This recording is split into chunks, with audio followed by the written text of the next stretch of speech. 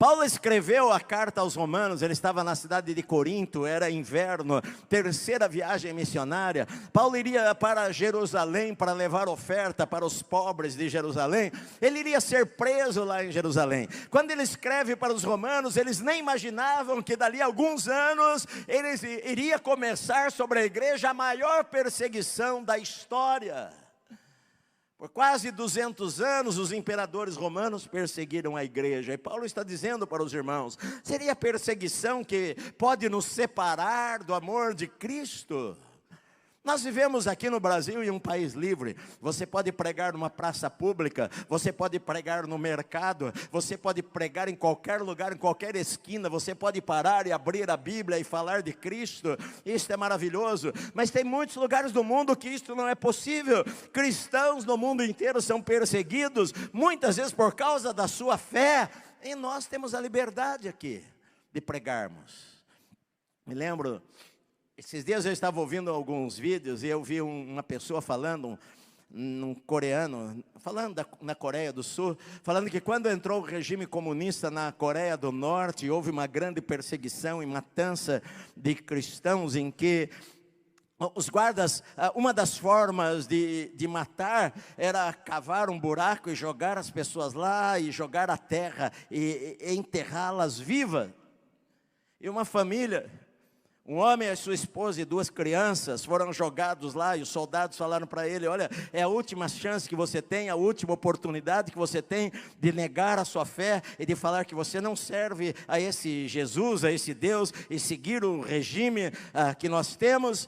E o pai, titubeando, as crianças começaram a chorar, e a mãe então falou para ele, olha, crianças, fiquem quietas, daqui a pouquinho nós vamos nos encontrar com o Rei dos Reis e o Senhor dos Senhores. E jogaram a terra, as crianças foram cobertas primeiro, e a esposa e o marido, e foram mortos. Será perseguição? Nós temos ido para o Camboja, e quando entrou o comunismo lá em 1975, 80% dos cristãos católicos protestantes do país foram mortos.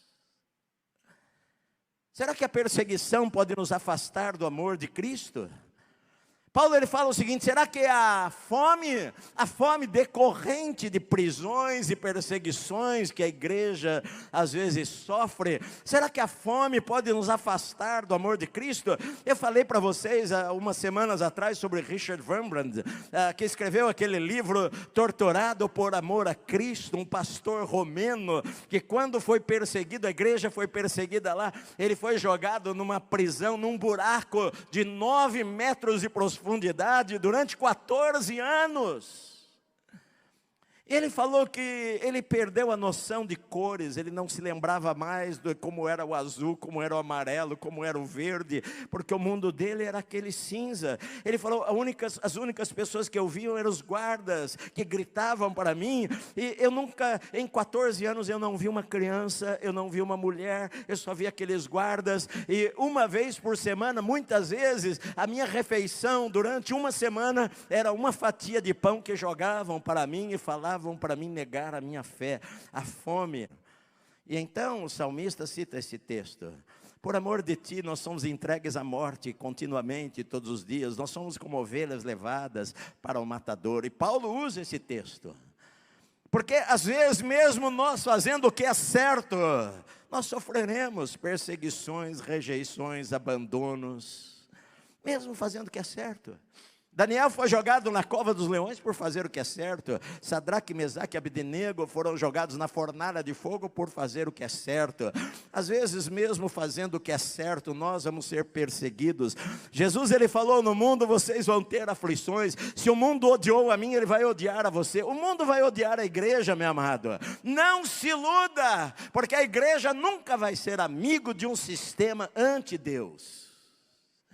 Agora a pergunta é, será que nós cristãos brasileiros estamos preparados para sofrermos uma perseguição violenta? Será que nós estamos preparados se viesse uma perseguição que matasse os nossos filhos, cortando a cabeça deles, e nós falássemos, não, eu sou crente, eu amo a Jesus?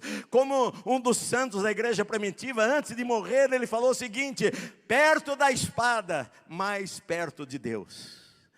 Nós não somos apenas vencedores. Paulo usa aqui a palavra upernical. Upernical. É de onde a Nike tirou a palavra nical, que é vencedor, conquistador. E Paulo fala, olha, em todas estas coisas nós somos mais, não apenas vencedores, mas nós somos mais do que vencedores, por causa daquele que nos amou. Não é porque nós lutamos, não é porque nós obtivemos a vitória, mas é porque Jesus obteve a vitória. Quando Jesus gritou lá na cruz, tetelestai, está pago por completo, está consumado, Ele nos fez não apenas vencedores, mas mais do que vencedores. Hipervencedores é a palavra grega, que é super vencedores. Foi aquilo que Ele nos fez.